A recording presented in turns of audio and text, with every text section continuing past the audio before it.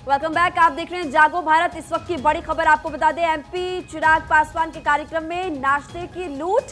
Social media पर अब video खूब वायरल भी हो रहा है। बिहार के आरा का पूरा मामला बताया जा रहा है, जहां पर लूट हुई है।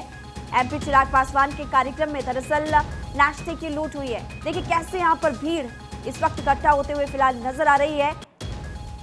और देखिए भीड़ टूट पड़ी। ये जो नाश्ता यहाँ पर था, जो नाश्ते का आयोजन किया गया था, वो नाश्ता देखते ही जो भीड़ चिराग पासवान के कार्यक्रम में मौजूद थी, वो नाश्ता देखते ही टूट पड़ी। और उसके बाद अफरा तफरी का माहौल चारों तरफ। आप देखिए जैसे जैसे वो सामान आ रहा है नाश्ते का, लोग मतलब आगे तक नहीं जाने दे रहे हैं, पीछे से ही रोका।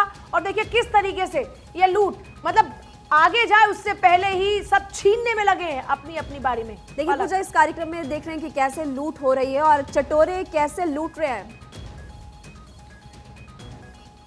और चलिए आगे बढ़ेंगे। बात होगी G20 की, चूंकि दिल्ली में 2 दिन तक बदली रहेगी यातायात व्यवस्था। कुछ सड़कों के लिए ट्रैफिक एडवाइजरी भी जारी की जाएगी।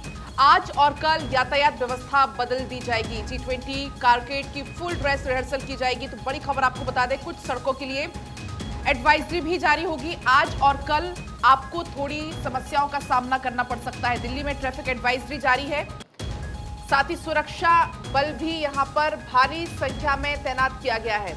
कुछ सड़कों के लिए ट्रैफिक एडवाइजरी भी जारी की गई है।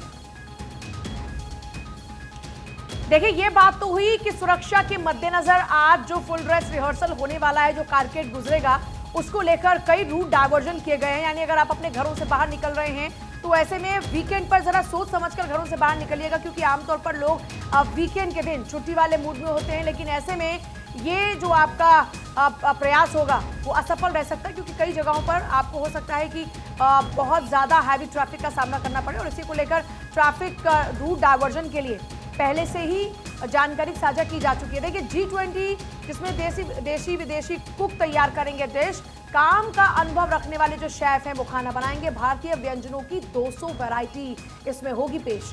विदेशी भोजन भी परोसे जाएंगे और हर अतिथि को मिलेट्स के प्रोडक्ट जरूर परोसे जाएंगे। लिट्टी चोखा, वड़ा पाव जैसे आइटम भी होने वाले। देखिए भारत अपने व्यंजनों के लिए भी पहचाना जाता है। यहाँ पर जो अलग अलग व्यंजन हैं वो भारत की खासियत है। ऐसे में जो एक्सपीरियंस शेफ हैं वो भारत के इन्हीं तमाम व्यंजनों को तैयार करने वाले हैं।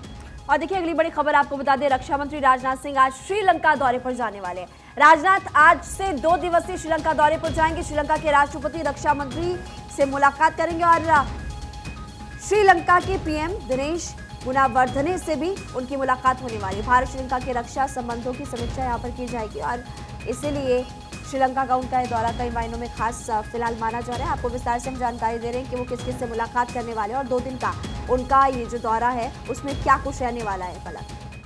और वहीं देखिए राहुल गांधी छत्तीसगढ़ के युवाओं से आज करेंगे मुलाकात। कांग्रेस सांसद राहुल गांधी आज रायपुर जाने वाले हैं। युवा सम्मेलन को राहुल गांधी संबोधित भी करेंगे। बड़ी खबर आपको बता दें तो छत्तीसगढ़ में भी अब चुनाव होने हैं और इसको लेकर हर पार्टी जोर आजमाइश में लगी हुई है। राहुल गांधी छत्तीसगढ़ पहुंचेंगे, युवाओं से भी बातचीत का उनका कार्यक्रम है। आपको बता दें रायपुर जाने वाले हैं आज राहुल गांधी। युवा सम्मेलन को संबोधित करेंगे राहुल गांधी। देखिए एक तरफ छत्तीसगढ़ में गृह मंत्री अमित शाह सरकार के खिलाफ में आरोप पत्र जारी करेंगे, दूसरी तरफ युवा सम्मेलन को राहुल गांधी संबोधित करेंगे।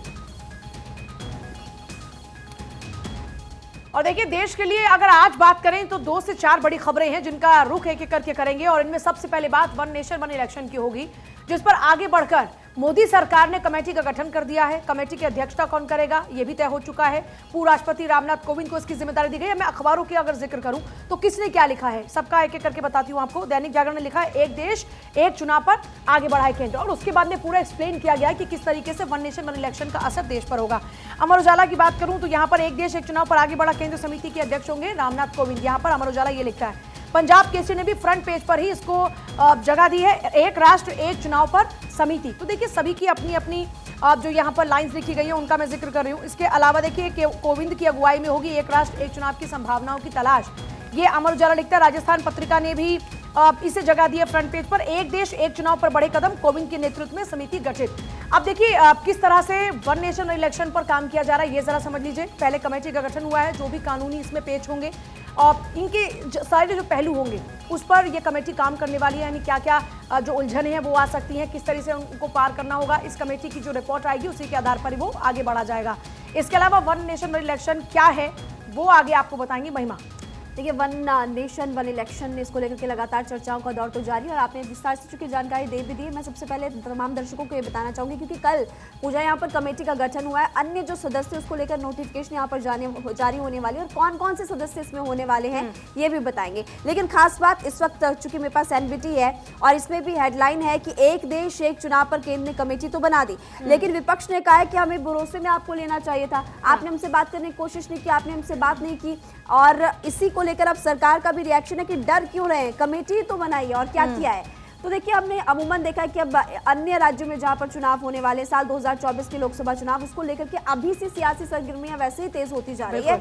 और हमने ममता बनर्जी का वो बयान भी सुना था जिसमें उन्होंने कहा था कि लोकसभा चुनाव जल्दी करवा सकती है सरकार। इसी बीच अब जब वन नेशन वन इलेक्शन की बात सामने आई है, कमेटी का गठन हो चुका है, आपने भी बताया, और इसी को लेकर अब गहमा गहमी लगातार देखने को मिल रही है।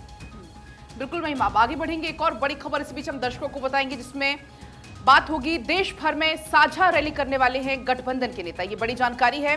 जुड़ेगा भारत, जीतेगा इंडिया गठबंधन का ये स्लोगन होगा।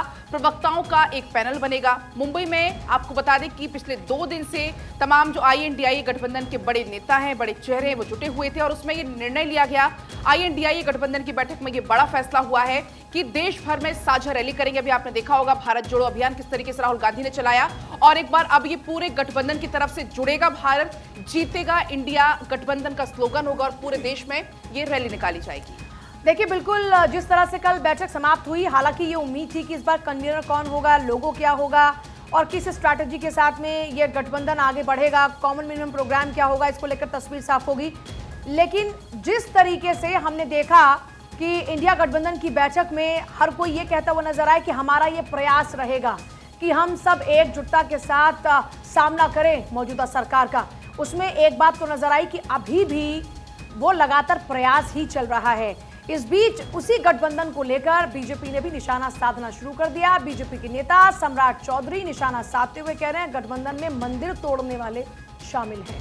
देखिए, तमाम आरोप प्रत्यारोप का दौर तो जारी है, लेकिन एनबीटी इस वक्त मेरे पास है और इसमें फिलहाल एक बहुत ही अच्छी हेडलाइन मुझे नजर आ रही है और इसमें लिखा है कि INDIA की बैठक का संदेश, थोड़ा है थोड़े की जरूरत है। अब कितने थोड़े की जरूरत है वो देखना काफी महत्वपूर्ण, क्योंकि अभी भी यहाँ पर कंफ्यूजन फिलहाल नजर आ रहा है और हमने देखा है कि अभी तक लोगो डिसाइड नहीं हो पाया है और भी कई संयोजक कौन होने वाले हैं, इसको लेकर के बेसमंजस बरकरार है। हालांकि कल लालू यादव की टिप्पणी आपने सुनी थी, हम 4 के बारे में थे। हाँ। और वो कह रहे थे कि राहुल को मजबूत करना। हाँ, राहुल को मजबूत करना, यानी कि ऐसा लग रहा है कि साल 2024 के लोकसभा चुनाव में इस बार हो सकता है कि पिछली बार तो क्योंकि पहले भी लगातार कोशिशें की थी और ये बातें निकलकर सामने आई थी कि बिन दूल्हे की बारात जैसा विपक्ष नजर आ रहा था, लेकिन ऐसा लग रहा है कि इस बारात का दूल्हा इस बार कहीं ना कहीं फाइनल, लेकिन इस दूल्हे पर सहमति बनेगी कि नहीं ये भी बड़ा सवाल है। लालू तो देखिए इसलिए भी ये बात कह रहे क्योंकि ना लालू खुद PM बनने की इस वक्त काबिल है, क्योंकि वो सजा याफ्ता हो गए, उनके खिलाफ में अभी और भी देखिए मामले चल रहे हैं। दूसरा, उनके बेटे तेजस्वी को मुख्यमंत्री की रेस में आगे रहना है, प्रधानमंत्री की रेस में नहीं।